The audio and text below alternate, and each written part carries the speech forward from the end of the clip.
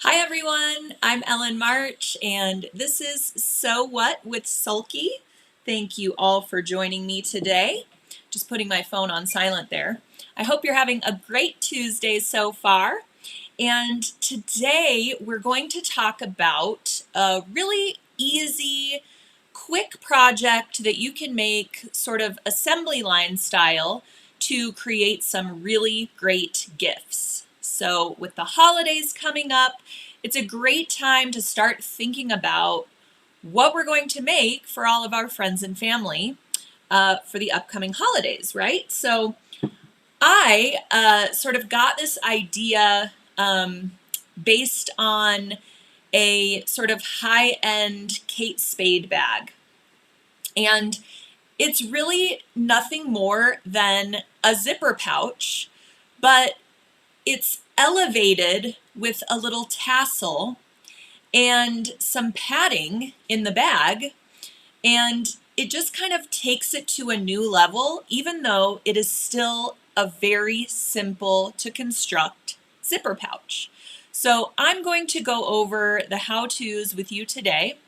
I put in the very first comment on the post today has the link to the blog post where all of this is written up, so you don't have to worry about taking notes or following along super intently. You can focus on connecting with everybody, writing your comments, questions, interacting with today's post, because as always, we have a great giveaway today for all of you tuning in and liking, commenting, sharing today's post.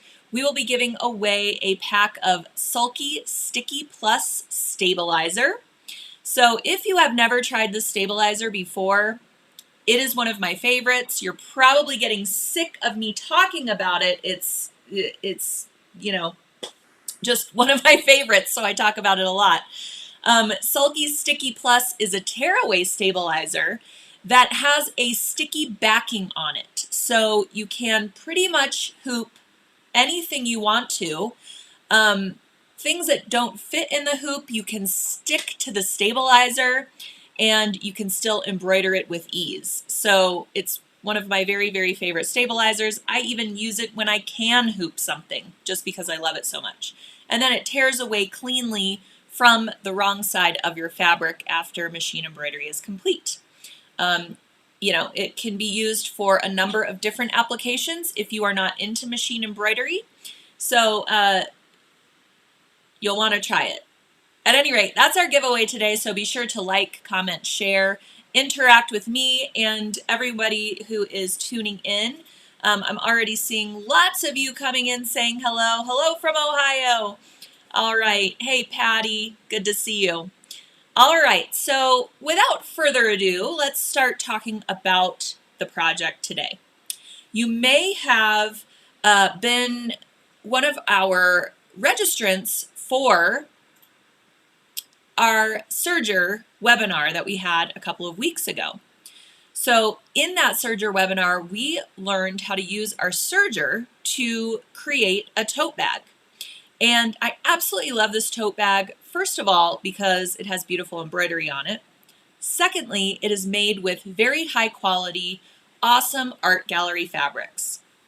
I love art gallery fabrics. Can I just say, I love art gallery fabrics. These fabrics look like they're denim, but they're actually a cotton fabric that is just denim colored. So you have like a turquoise light colored denim and then the dark traditional denim. And that gives your tote a lot of pliability while you're working with it. But we're also stabilizing this tote with Sulky Fuse and Stitch, another great stabilizer. We're actually using that as interfacing for the bag as well as stabilizer for the embroidery. So it's doing double duty here in this project. So I wanted to take the design from this tote and put it on my high-end sort of boutique zipper pouch that I'm going to go over today. But I wanted to mention this tote kit. We decided to just go ahead and put it on sale again after our great webinar deal. So if you missed out the day of the webinar, to get the screaming deal on this kit. You can get it today on sale. I put the link for the tote kit in the description of today's post. So you can still grab these great art gallery fabrics and make this tote. If you don't have a serger, you can use your traditional standard sewing machine and make it just the same. All right, so I wanted to mention this tote. First of all, it's on sale, so grab it while you can. Secondly, the design on here is an exclusive sulky design that is packaged with a collection of 5 others in our sulky pollen slimline thread palette. That is a mouthful. The slimline means that it comes in a very cool carrying case that also protects your thread and organizes it, protects it from the elements, keeps it nice and tidy. So if you are unfamiliar with the sulky slimline containers, you can also get some that are empty and put your existing spools in there. But the reason that we packaged all these threads in a slimline is because in the pollen embroidery collection, there are 24 spools of rayon that are involved in, there's a dandelion, there's a hibiscus flower, there's a poppy, all kinds of popular flowers. There are 24 thread colors that you need for these 6 designs. You can see they're rather large in scale. Also included are 5 spools of sulky filaine. And I wanted to talk about this thread again because it's a little bit of a challenging thread to sew when you're doing machine embroidery. You do need to take some things into account. You need to make a few adjustments. And once you do that, you should have success sewing with these threads. We still get a lot of comments of people kind of struggling to use it for machine embroidery for those high speeds because it is a heavyweight, 12 weight fuzzy thread. And it's kind of just the nature of the beast. So we have to be really patient with it. We have to make some adjustments, and I'll go through some of those today. Also, on this market tote that you see all those little bits of dandelion fuzz that are floating away from that flower. Well, Katrina Walker, who designed this tote, she went into software and duplicated some of those little bits of dandelion fuzz and placed them farther out from the design. So when you get your design files, which come with the pollen slimline, you will notice that there are not that many little bits of dandelion fuzz. So if you want to add more, you can duplicate just those pieces of the design using software and add them on and create an even larger scale design. For the zipper pouch that we're doing today, I did it as is. I didn't add any more fluff to it, and it's so gorgeous. All right, so also want to mention that pollen slimline is on sale as well. So you can grab up the 24 rayon spools, the 5 special snap spools of filaine that you need for the collection, and then with purchase, you get the design collection as well. So that alone is like a $35 value or something like that for the design collection. So you're really getting a lot of bang for your buck there. All right, so let's talk about the filaine. Let me just show you here. Here is the little pouch that I made. I've been toting it around, so it's a little bit wrinkly, but like I said, I added this little tassel, which just kind of takes it to a new level. And I'm going to go through how to make this tassel today, but I want to mention I learned how to make this from the great people at Sally Tomato. If you're unfamiliar with Sally Tomato, we did a webinar with them in February where we talked about sewing and embroidering on cork fabric. And Jessica from Sally Tomato taught us how to create a cork tassel. You can also create this out of faux leather or pretty much any fabric that isn't going to fray. And all you do is search in your junk drawer and find yourself a key ring or take it off of an existing keychain, and you can create your own little cork accessory for your zipper pouch. And you know, it just gives it a little something, so it's not just your standard zipper pouch. So that is an addition that we're doing. Also, I have lined this with fusible fleece. So we've got a layer of fusible fleece. We've got the stabilizer, which we're going to use for embroidery.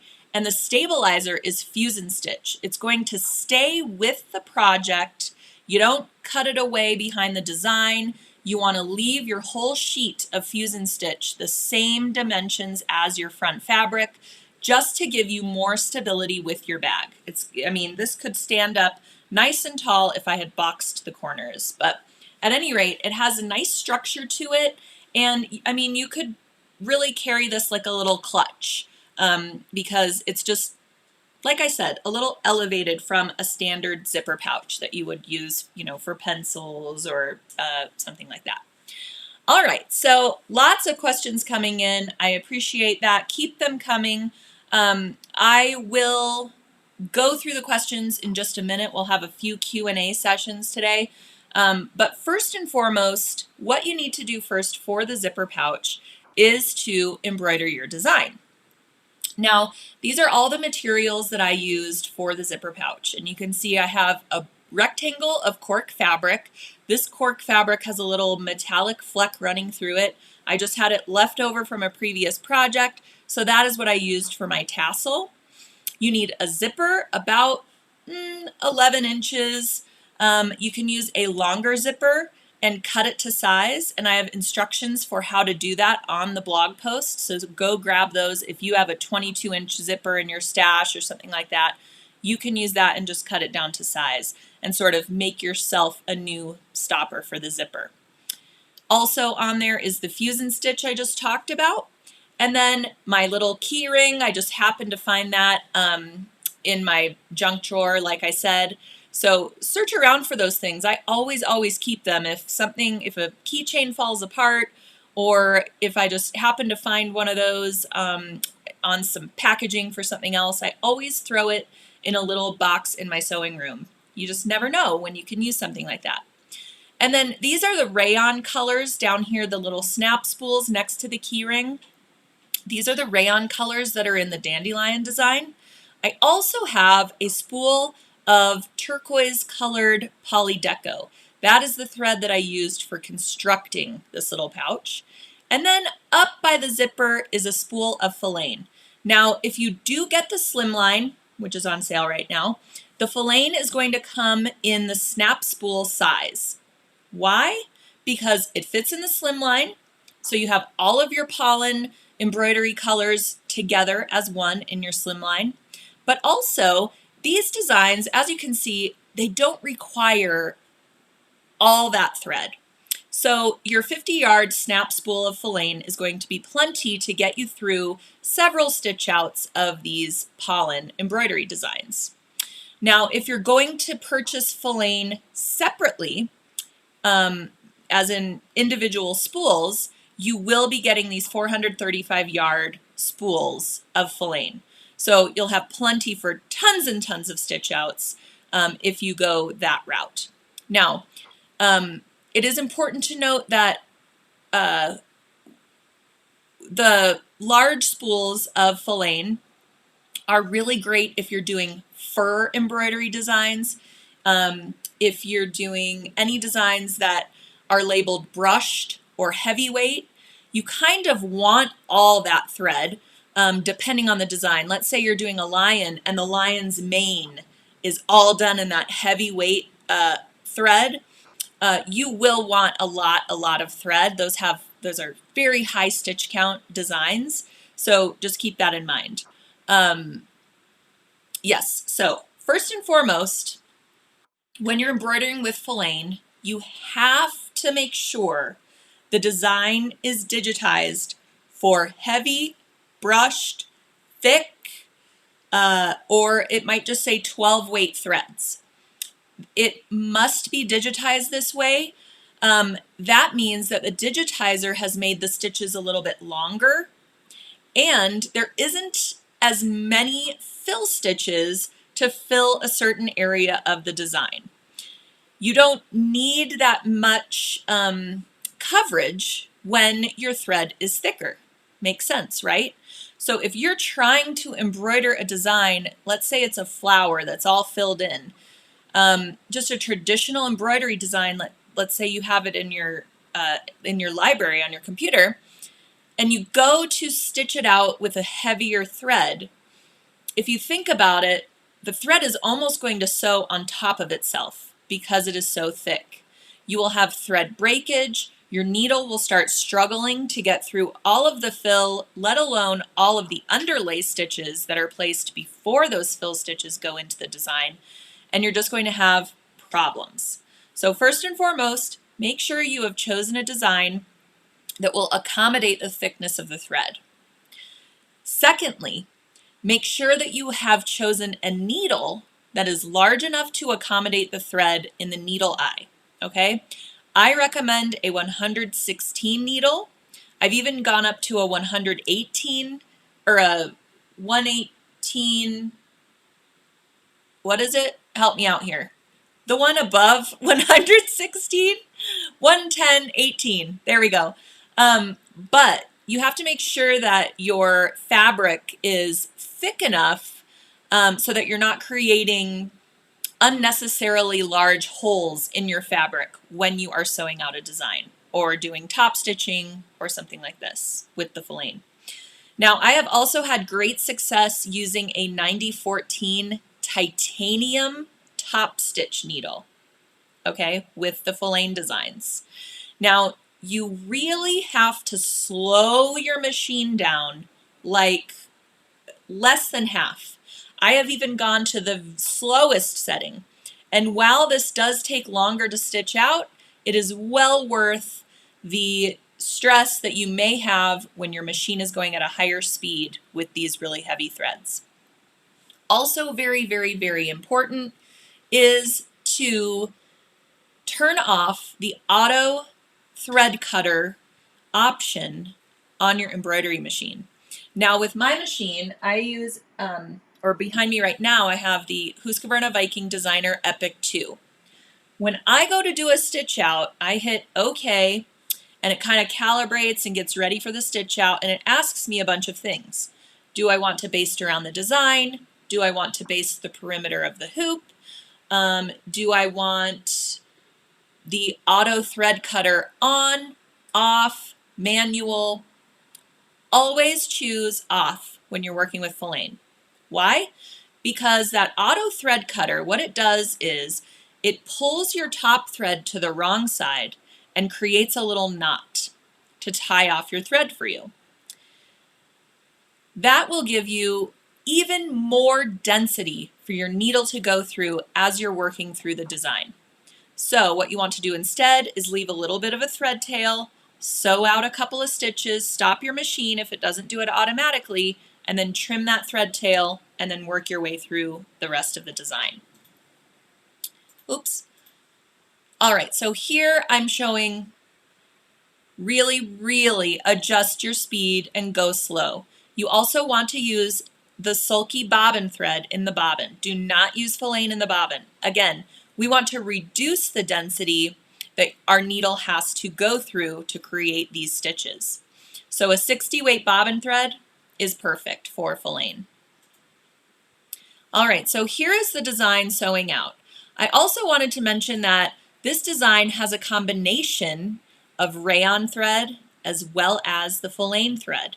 So you really want to be mindful of your color sequence chart that comes with your design to make sure that you are using the 40 weight thread where the 40 weight thread is intended and the 12 weight thread where the 12 weight thread is intended. If you accidentally use 12 weight thread for a 40 weight portion of the design, again, you'll have problems because those stitches are going to be too short and too dense for the thread. All right, lots of questions coming in. I assure you I will be getting to them. Amy says, could these designs work on denim? Absolutely. These designs would be great on denim. You could make the pouch out of denim as well, and I'm going to show you a version that I did entirely on cork fabric, which is very heavyweight.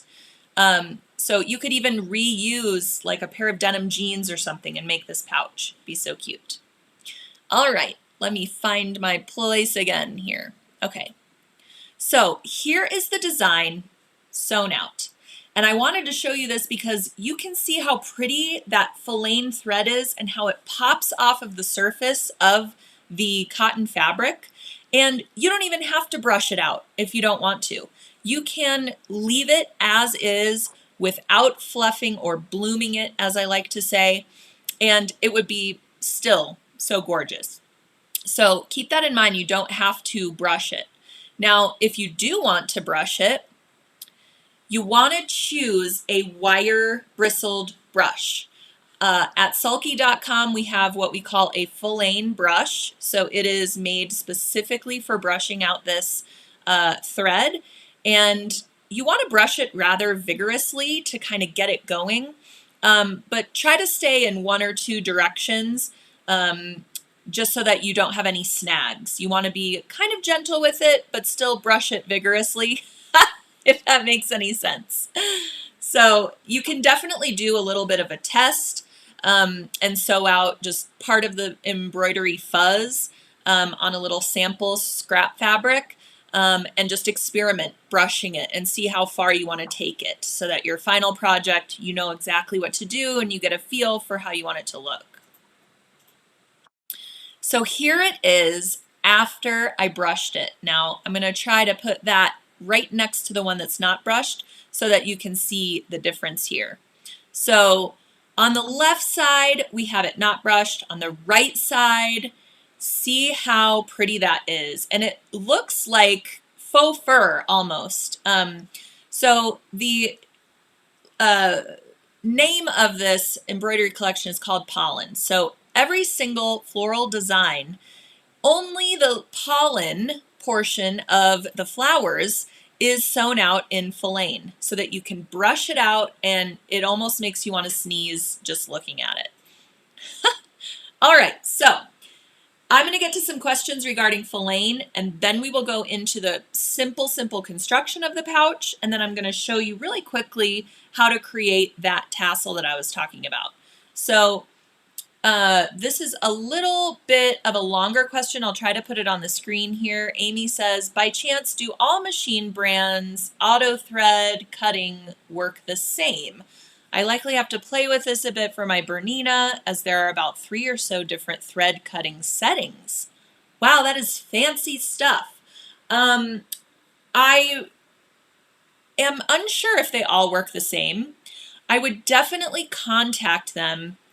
Just send them an email and say, I'm working on an embroidery design with 12 weight thread. Which one of these cutting settings should I use? And ideally, I would assume they would have somebody that could let you know, because I apologize, I'm not familiar with that, but that is interesting to know. I had no idea that there were different cutting settings. That is super fancy. Okay. A lot of people saying they love the design. Me too. These designs were created by Sue Penn Designs. She's a fabric designer. She has done fabric designs for Free Spirit and Camelot Cottons, and she's just a very, very accomplished artist. And it was great working with her. I had this vision for the collection of, you know, blooming the pollen in really pretty flowers, and she just delivered. I mean, I just love them. Okay. Mary says, do you need to brush hard to get the filaine to get it to fluff? So you don't really need to brush hard. Let me see if I can kind of show you. I need to grab my filaine brush. Hold on a moment. So like I said, you want to brush vigorously. I don't know if that's the right word, but you want to brush it for a while, let's say. Now, I can just, you kind of set the brush in one area and like brush it up or away, okay? And you can see, I can keep brushing this and it'll fluff up even more. You do get to a point where it's kind of, it's done its fluffing destiny, okay? And you may not get any more from it. Now you do want to make sure that your stitches still have definition underneath all of that fluff. So you don't want to take it too far. But yeah, you just kind of, you set it in the middle and like brush away from either direction. So I hope that makes sense. All right. I want to make sure I'm addressing these questions before we get to the construction of the pouch. Okay. Kathy says she's had her machine almost 2 years, but never brave enough to use anything other than embroidery thread. There's still so much to learn. I know,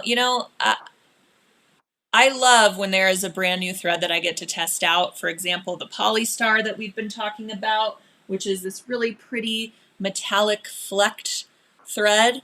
It's a polyester thread, but it has metallic woven with the polyester. So it is super simple to sew. It sews out just like polyester. And using this in embroidery is really fun because it's a 30 weight thread. It's a little bit heavier weight than that 40 weight. So it's really pronounced on the surface of your fabric. Again, you need to make sure that you're using a design that's either digitized for 30 weight, or if it's digitized for 40 weight, you want to make sure to choose a very open, airy design with not a lot of fill stitches. And that way your heavier thread will work just fine. All right, so I think I'm caught up on a lot of the questions. Keep them coming. Let's go into the pouch how-tos. So the photo that I have here, I think it's upside down, but that's okay, is my lining fabric and the fusible fleece. So fuse your fleece to your lining fabric. Just follow the instructions that come on the bolts, and that sort of preps those rectangles. And for all the dimensions and all the how-tos, check out the blog post. It's the very first comment in the post today. It'll take you directly to the blog post, so you'll get all the dimensions and all the correct instructions in beautiful order. So we've prepped those, and then it's time to insert the zipper, or half of the zipper. So what we're doing is creating a completely lined zipper pouch with no exposed seams. Okay, so it looks really professional and very nicely made. So you'll take your zipper, sandwich it between one of your outer fabric rectangles and one of your lining fabric rectangles that has that fusible fleece on it. Use your zipper foot and sew that side of the zipper in. All right, then you will repeat to add your outer rectangle and your lining rectangle to the opposite side of the zipper. All right. Here is the lining side. So once you have done that, you'll pull your lining and outer fabrics so that they are wrong sides together. So you can see the wrong side of my zipper is against the lining fabric, and the right side of my zipper is against my outer fabric. All right? And what I did again was I left that fuse and stitch stabilizer attached to my outer fabric where I have the embroidery design. I do not have it on the opposite fabric side because it's really just not needed. We've got the layers of fusible fleece in there, but the reason I'm keeping it along the entire rectangle where that embroidery is just to give stability to that design and the fabric through wear and tear. All right, so now we're going to top stitch next to our zipper teeth. Again, use a zipper foot, adjust your needle position, get it really close to your zipper teeth, and top stitch down that line. It just gives it a nice little professional finish. All right, so now, very important to open up your zipper so that you can turn this right side out in the end. So open your zipper at this point. If you want to, you can clip your zipper ends together, but I just found it wasn't really needed. All right, so use some clips or pins to pin everything right sides facing. So we've got our two outer pieces right sides facing, our two lining pieces right sides facing. Our zipper is in between, and everything is clipped nicely together. Now we are going to sew the perimeter. Now, I almost always forget to leave myself an opening for turning, and I'm just sewing along and I sew the perimeter and I'm like, really? Really? So I have gotten in the habit of marking my opening to make sure that I start and stop and I leave that opening for turning. So if you want to do that and you're like me, I highly recommend it. You want an opening about 4 inches, maybe 3.5 inches. However you can get your hand in there to pull everything right side out when you are finished. So make sure you mark your opening if you need to do that, or you can add some extra pins in that area so you remember to start and stop. And then we want to trim it up really nicely. So I used a 1/2 inch seam allowance for that. Again, I had a little bit of bulk to sew through. So, you know, a 1/2 inch seam allowance just gives you a little bit more room to groove when you have those 2 layers of fusible fleece and then your fuse and stitch stabilizer. So trim down your seam allowance to about a 1/4 inch and clip those corners so that you have really nice corners. Now at the opening, you'll see I left my seam allowance at a 1/2 inch. All right, that just gives you a little bit more room to groove when you want to turn that to the wrong side and sew it shut. All right, so now you'll pull everything right side out, and you're really pulling the lining right side out first and foremost. And you will turn your opening seam allowance to the wrong side and clip it or pin it shut. And then for a super professional finish, I like to hand sew it closed. Just a quick slip stitch. You can Google that if you need a reminder of how to do a slip stitch, or a ladder stitch works great. Just any kind of invisible stitch to sew up your little opening. Then you will stuff the lining into the outer piece, and you'll have a completely lined zipper pouch with a professionally inserted zipper with no exposed seams that has really nice padding to it. So give it a little bit of a press, and this is mine obviously before it was pressed, and be sure to be mindful of where that fillet thread is, okay? I just don't touch it to the iron. I don't want to flatten anything that I've already done. I try to always avoid my embroidery with the iron, no matter what kind of thread I'm using. You can press it from the wrong side. You've got enough padding here to go through to press it from the wrong side. You can use a press cloth, but even with a press cloth, I would avoid the embroidery area with my iron. You can use one of those mini irons and get really close to it if you would like, or just use the tip of your iron to kind of go around the perimeter of your embroidery. All right, and then we have our finished pouch. And this is so easy, so simple. It is a great project if you have a lot of embroidery samples, test stitch outs that you have done. I always like to err on the side of this test might actually work out. So I sew out at least an 8x10 piece of fabric for my test stitch outs. That way, if it does end up working out and I don't need adjustments, I can use that test for something like a zipper pouch. And I have enough fabric beyond the design to cut out a pattern piece. So if you have a lot of test stitch outs that you've already created, you can create a zipper pouch, and it doesn't have to be in these dimensions. You can change the dimensions based on the zipper size that you have. You could go smaller if you have sewn out a smaller design. I mean, a zipper pouch can be any dimension that you want. And you'll see I took every single pollen design and created a zipper pouch. So I have the really pretty calla lily on another zipper pouch. I have the Gerbera Daisy. Love this one. The center of that one is all in filaine, so you brush it out and it's really fuzzy. I have, here's the Cosmo. This one has little dots of pollen running on the flower petals, and it's really pretty. And then here's the Poppy that I did on cork fabric. I'll show you that one a little bit closer up here. And then here is the Hibiscus. So that's the little Hawaii vibe. And the little center of that flower is done in the filaine, so you can brush it out really pretty. So let me go through a couple more of these questions because there have been a lot coming in and I want to make sure that we are addressing them. Okay.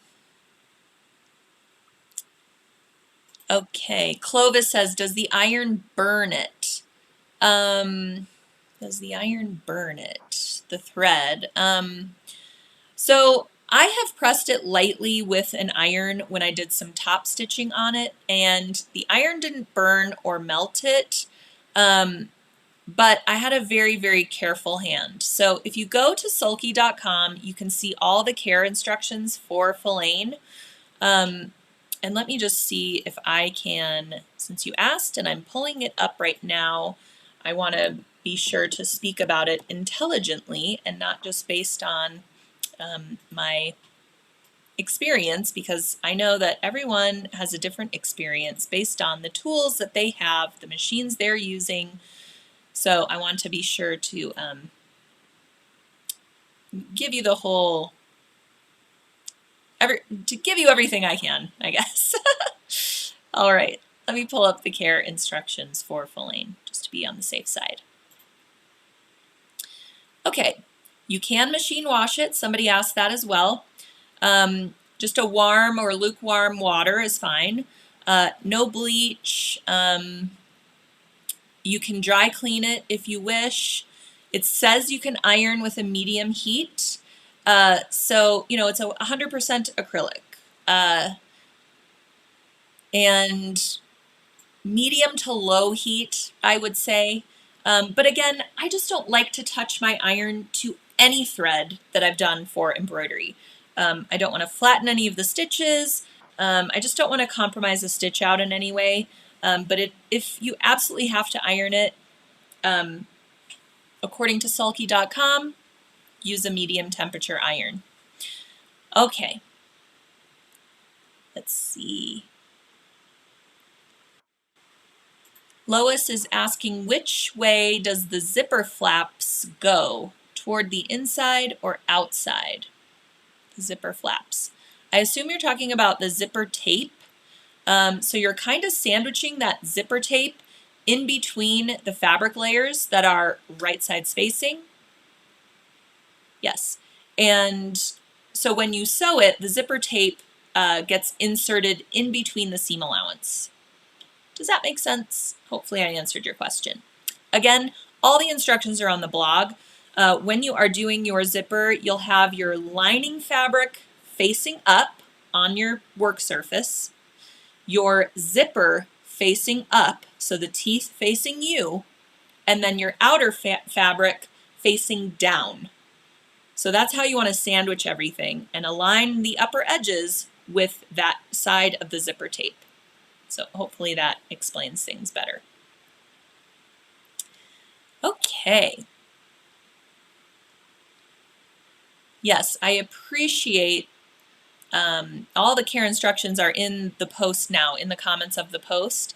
And again, you can also get that at sulky.com. If you click on filaine thread, it'll take you to the product page. You can get helpful hints, care instructions, all of that. All right. Let's see.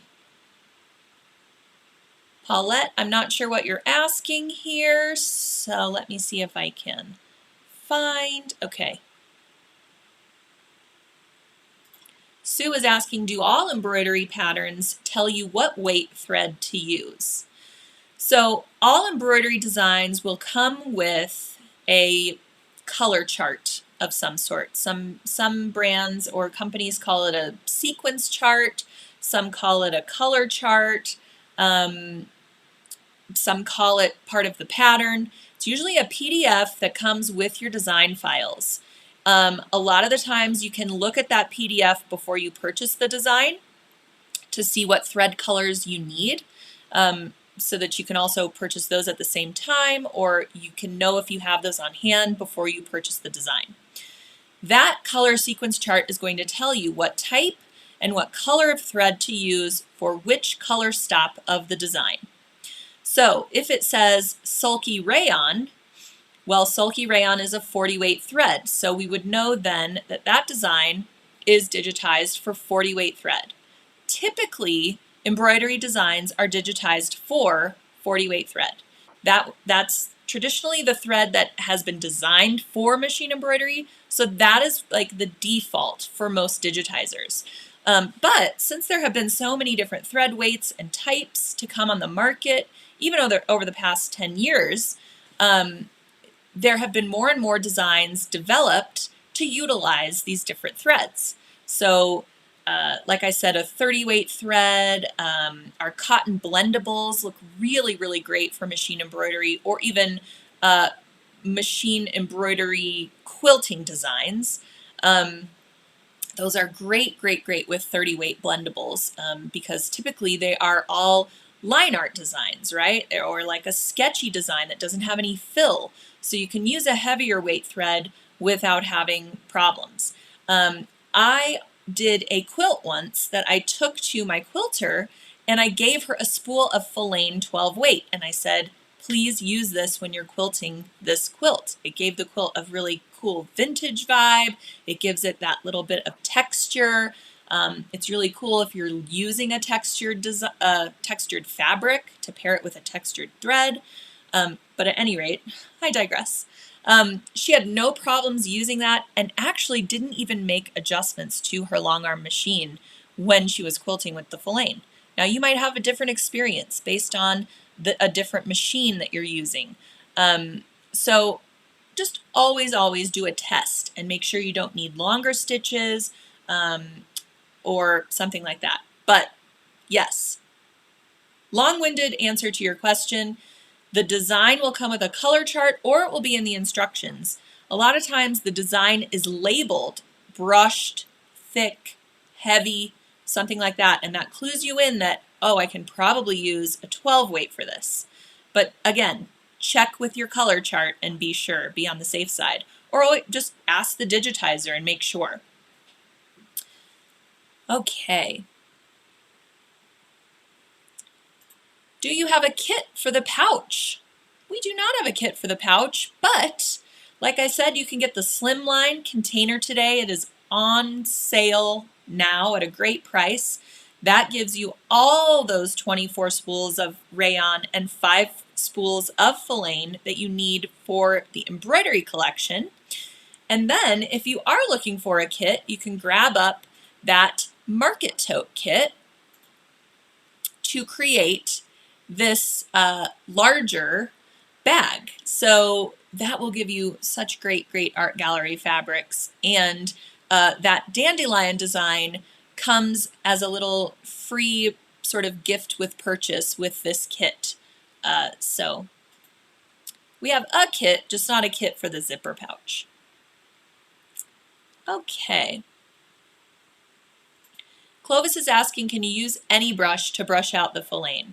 So I have tried using a toothbrush, and quite honestly, it does not give you enough abrasion to really fluff the thread. The toothbrush, I mean, I guess it depends on if you have a soft toothbrush or a harder toothbrush, that kind of thing, but I really have much greater success with the wire bristled brush. Okay, Wendy is asking, can you use Pollinated in a dense stitch fill, such as in a Santa hat? So again, if the design is digitized for a heavier thread, you can use Pollinated for it. If you're using a 40 weight design, or a design intended for 40 weight, it will be too dense and too heavy to fill that Santa hat. All right, so you really need to be sure, or if you're a very accomplished machine embroiderer and you have some great software, you can try pulling that design into software, elongating those stitches, removing some of the fill stitch and elongating those as well, and you can try it out, do a test. But again, it is a tricky thread, and we've got to be patient with it and do all of these things. And I mean, I even talk to it sometimes while it's embroidering.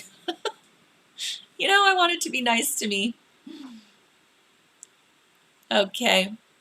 Also, if you did catch our Serger webinar where we debuted the Market Tote, there's a free design for anyone who registers for that webinar.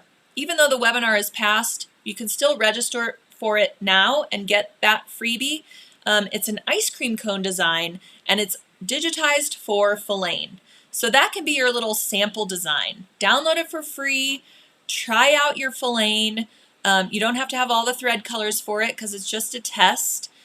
Grab up one spool with the rest of your sulky order to give it a try and stitch out that ice cream cone design, doing all of those other things I told you to do to prepare your machine. Slowing down the machine, using a large enough needle, turning off your auto thread cutter option on your machine, and using that 60 weight bobbin thread. Okay, all those things, prepare your machine, you know, pray to the gods, pray to the embroidery machine gods, and give it a go. Okay. Arlene says, I have a baby lock sewing and embroidery machine. It doesn't digitize. What can I do? Okay.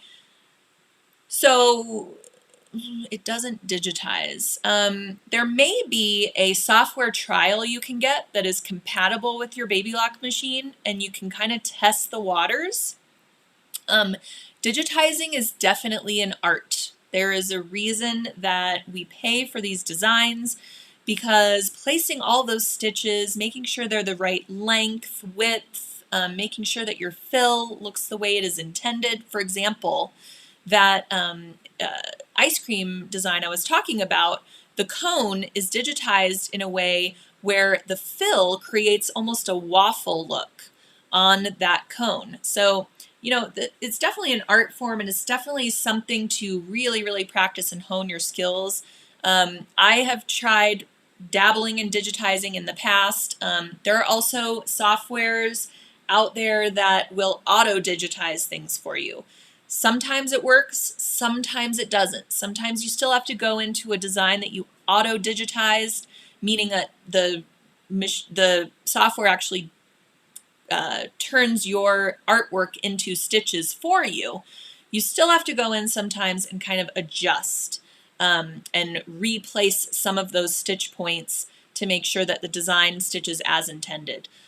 So I highly suggest, you know, check out some online classes that there might be for digitizing. Look to YouTube for people who are really experts in that field if you're interested in doing some digitizing or just getting more functionality out of your machine and your accessories. Okay, PJ says, so nice to have a freebie design to try the Pollinated thread. Will make more confident in trying the flowers. Yes, exactly. So having something that you can practice on, and again, practice on a piece of fabric that's a little bit larger than you would normally test your design, and then you can make a zipper pouch out of it if it works out. So there you go. All right, let's go into creating this little cork tassel that I learned from Sally Tomato. And again, just like all of our webinars, the full instructions for the cork tassel are in with our February webinar that we did this year with Sally Tomato. It's called the Hobo Cork Bag Webinar. If you're looking for any of our previous webinars, they're at sulky.com.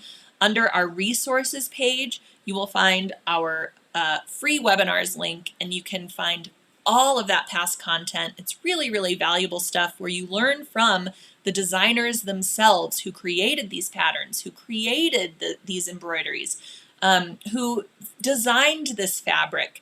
And so getting the knowledge from them firsthand in these webinars, it's really, really invaluable stuff. Okay, so shout out to Sally Tomato. I'm in love with them. Okay. All right, so here's another little key ring that fell off of something that I happen to have. And what I can do ultimately is open up this little ring and put it on my zipper pull. And then the ring, I will make my little cork tassel to fit. So if you have something like this hanging around, honestly, all you really need is this ring part, because you can put the ring through your zipper pull and you don't even really need a little chain. So all you really need to look for is one of these little key rings. Now, I have a little piece of faux leather here. Again, I got this also from Sally Tomato. It's a leftover scrap from another project. So you need a rectangle of this. How long it is going to be your preference. If you want really long fringe or shorter fringe, that is up to you. You also need a little rectangle to hold your tassel, okay? So on the back side, I have marked 1/4 inch little fringe across the width of my rectangle. Also up here, I've marked about 1/2 inch down, and that's going to be where I stop cutting. So first I'm going to create my fringe along my little faux leather piece. And you can use a rotary cutter for this, or you can just use really nice sharp scissors, and you're going to cut up to that little 1/2 inch mark that you made at the top there.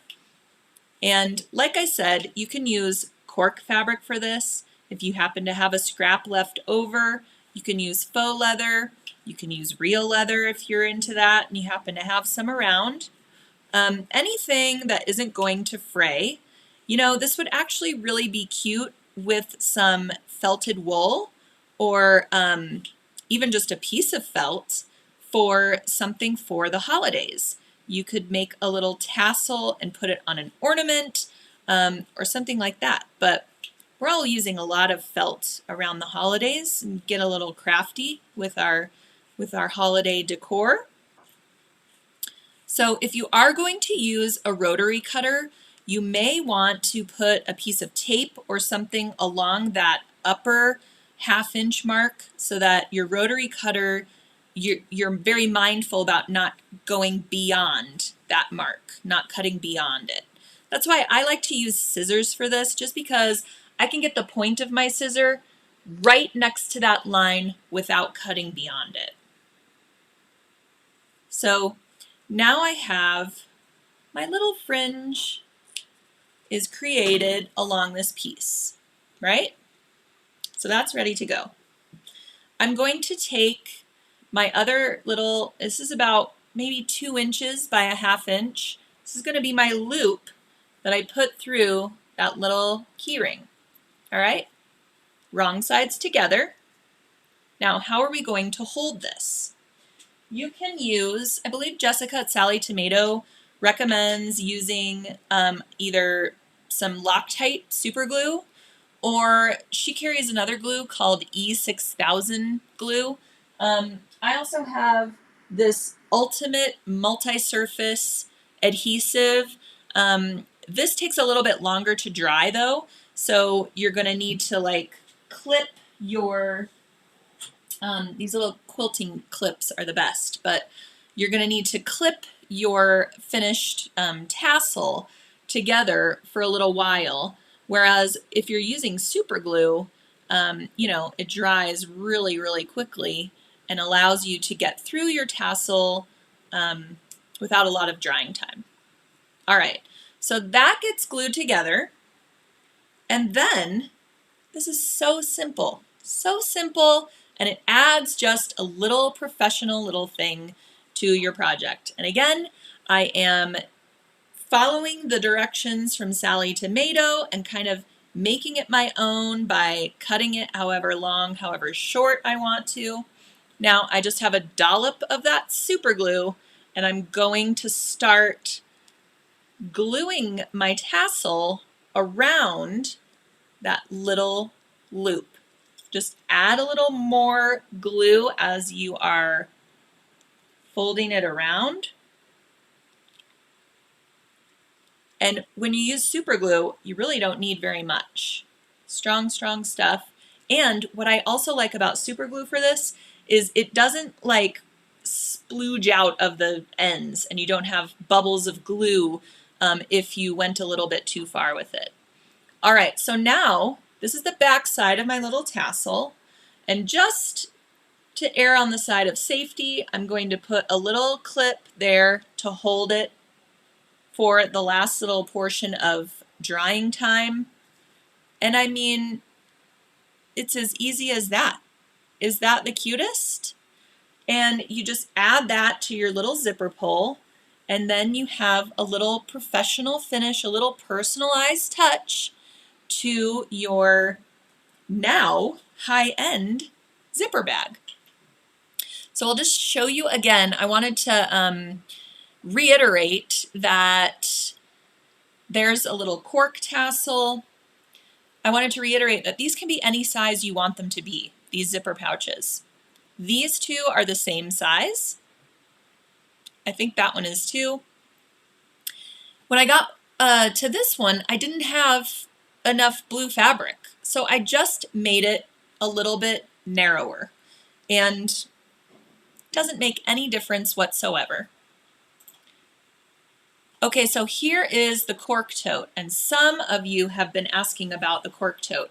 So I'll show it to you a little bit more up close and personal. Let me get rid of these guys. So the cork tote, I followed the exact same directions with the exception to the stabilizer. So for the other totes where I used cotton fabric, here they all are. I'm so ready for Christmas gifts. It's so great. Here they are.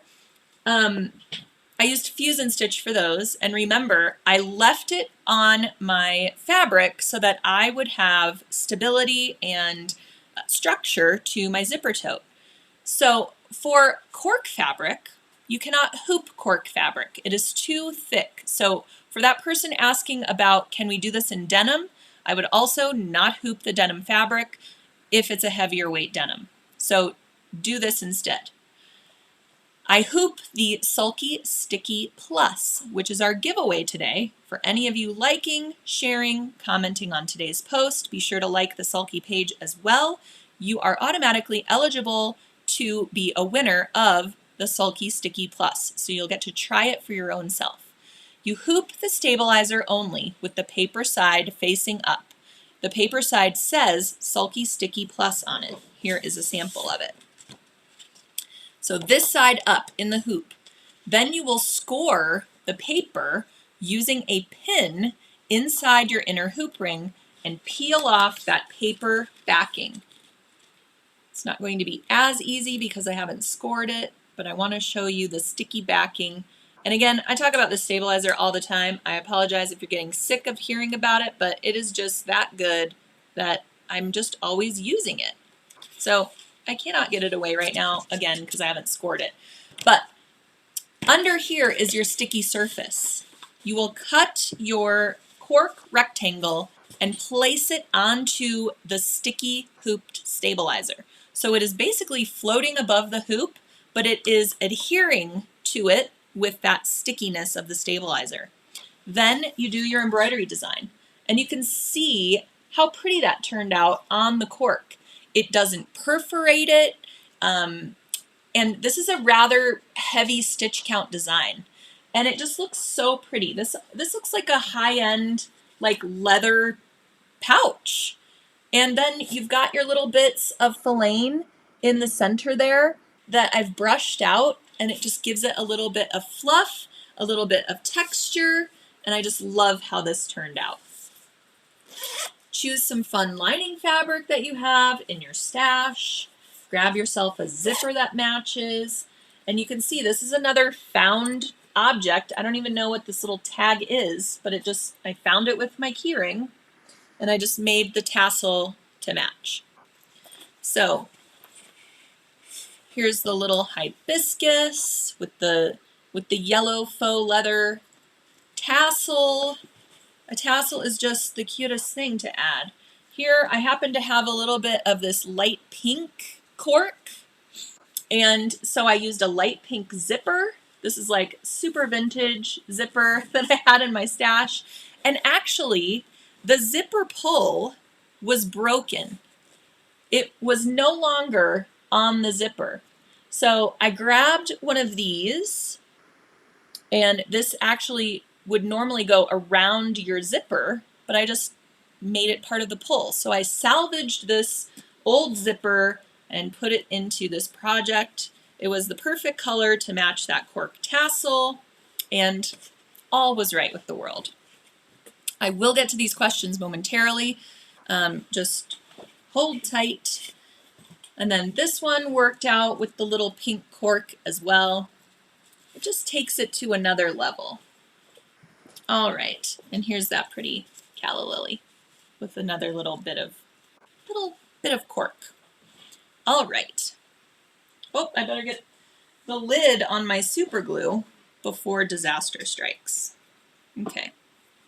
And just like that, it's already dry. It's ready to go. So there's the little finished guy. Okay. Marianne says, the tassels add color, texture, and personality to your designs. Looks great. Yeah, it's just another little thing. As you can see, it took no time at all. And people just really say, you made this? How did you make this? So, Carol wants to win the cork bag. Carol, you got to make one. Make a cork bag. Get the slimline. You'll absolutely love it. But you can win the Sulky Sticky Plus, so you can make your own. All right. What kind of needle do you use on the cork? So for this cork bag, I used a 9014 top stitch titanium needle. We have them at sulky.com. They are organ needles. And the reason I use the 9014 is because I could use it for constructing the bag, I could use it for the rayon embroidery, and I didn't have to switch it out for the filane. The filane went through the 9014 titanium top stitch. The titanium is going to withstand the heat that your machine produces when it's stitching at such high speeds, and it's going to give you that extra strong needle that you need to go through all of these layers. We've got the cork, we've got the stabilizer, that Sticky Plus, we've got all these threads, right? So that was the needle I used. I had great success with it. Again, you can see it is not perforating that cork at all. That's also a testament to the high quality of this cork. This is from Sally Tomato. Again, shout out to Sally Tomato. All right, Julie's asking, where do I get the floral embroidery designs? So right now, the embroidery design collection, it's called Pollen, and it is available with the purchase of that slimline collection, that slimline thread palette. In the description of the post today, you can click through and see the Pollen slimline. Again, it comes with 24 spools of rayon thread, 5 spools of filane thread, and you get it in that nice slimline box container that keeps your thread all nice and organized. And with your purchase, you'll get those 6 embroidery designs, and they're very, very large scale designs, as you can see. Here is that Cosmo one I was showing you that has the filane is all these little dots of pretty thread running through the design. So yeah, I just love them. They would look really, really pretty on actual denim. And then again, our market tote features that dandelion design on a denim colored cotton fabric. So you have lots of inspiration for using these little guys. Okay, Cheryl is asking, on the cork bag, is the outer part of the flower filane thread too, or just that inner part? So it's just the inner part. The outer part of the flower is actually 3 different shades of red rayon, red tinted. So if you could see it really close, it is hard to see with the lighting in here, but these different shades of red give it this great dimension, and it looks very realistic. So yeah, this is all rayon, and then the only part that is the filane is this whitish center or pollen part of the flower. Does the design package come with the pouch pattern? No, this pouch pattern is on our blog. The very first comment on the post today has the link to the blog post where you can get all the instructions completely free, and you can just make as many of these as you need to for your Christmas gifts, or they would make really great teacher gifts. If you have kids who are going to school right now, in this crazy environment that we're having, you know, just give your teachers a little bit of love, make them a little pouch. They would just love it. All right, Jeanette received her denim bag kit, hasn't started it yet. Let us know how it goes. We want to see your finished projects, and that goes out to anybody here with us today. If you are posting your projects, we want to see what you're creating with Sulky. So be sure to add the hashtag #SewBetterWithSulky so that we can take a look and repost, because we absolutely love to see what you all are creating.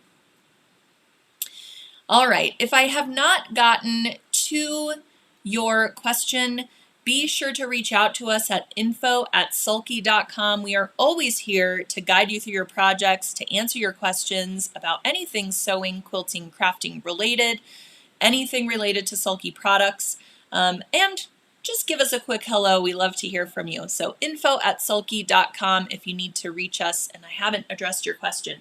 Also, just know that after the live video today, I will go through and answer your questions as well. I'll just type them in, so be sure to check back. And that's also how we notify our winner too. I will instant message you on Facebook. Cheryl is asking, can you get the ice cream design without buying the Market Tote Kit? Yes, you can. The ice cream design is a freebie. We want you to be able to try out that filane thread and see how you like it. So just by registering for our webinar, that Serger Smarts webinar, even though it has already happened, it is always available on demand. So you can still go and register for it, and it will take you to sort of like a home page for the webinar where you can access the freebies, which is that ice cream design. And you can get all the resources and the tutorial for that Serger Smarts webinar as well. So that is always available on demand. All right. Okay, I answered that one. Let's see. Sharon says, cute cork bag and not a lover of red. So I'm glad that you like it anyway. Pam says, I need stocks in Sulky. Love their products. Thank you, Pam. Oh, I think I answered this one, Karen. What kind of needle do you use on the cork? I did use a 9014 top stitch titanium organ needle, just to reiterate. Dawn says she takes zippers off of things all the time to repurpose them. It's a great, great thing. If you're ever, you know, going to donate something, or if there's a hole in something, like let's say my kids put holes in backpacks all the time. If I can salvage anything off of that and add it to my sewing room, I will do so. So zippers, rings, clips, you know, random hooks and things like that. You can always repurpose those for lots and lots of bag projects, ornament making, you know, things like that. So always try to salvage those things. If there's something that you've gotten all of its, you've used it up, it has lived its life, always try to, you know, add those things into your sewing notions. Loretta says, I did not know that cork came in different colors. Yes, you can get cork in all kinds of colors. You can get stamped cork. You can get cork that is embossed. There are so many options. And I showed you that metallic flecked cork that had the silver metallic running through it. That's what I used for the tassel of this bag. You can see the little flecks of silver. They have ones that are like flecked with rainbow metallic. There's just so many. You will love it. All right. Oh, Lois is asking, how did I manage to use a metal zipper? Don't you sew over the zipper teeth? So that is a really good point. So pretty much all of these that I did, I used a plastic, what have you, zipper, right? Not a metal zipper. Because yes, you do sew over the end of the zipper, especially if you're using a zipper that is longer than you need and you've cut it down, right? Well, for this, like I said, I had this vintage zipper that didn't have a pull and it matched that cork and I just had to go for it. So what I did was when I got to the end where I was sewing the seam, I walked my needle instead of using the presser foot. I walked my needle to make sure it was going to go around the zipper teeth and not hit it. So walking your needle just means you're using your hand wheel to sew forward. And since I only had to sew a few stitches on either side of my zipper to attach it into that seam, I just used my hand wheel, went really slow, made sure that my needle was not going to pierce that metal zipper, and I sewed on either side of the zipper teeth. So you have to be really careful when you're doing that. Obviously you don't want to hit that zipper with your needle and have something fly at your face or go into your machine bed. So that is how I did that. All right, so I think I have addressed most of the questions. There are a lot that have come in, and I appreciate that so much. Again, if you have answered or if you have commented on the post today, liked, shared, otherwise engaged with the post, you'll be eligible to win our pack of Sulky Sticky Plus. I just noticed there's a lot of angry faces on the post today, so please let me know why the angry face. I get so concerned. Please don't be angry. We're having fun today. All right, so thank you again for joining me today. Be sure to tune in next week to another episode of So What.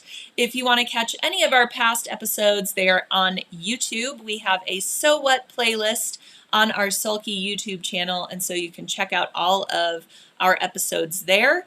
And again, check out sulky.com for the great deals we have going on today for that pollen slimline and the market tote. And I hope you all have fun making your own zipper pouches. I would love to see them. So tune in next week, and until then, have a great day, and I'll see you next time.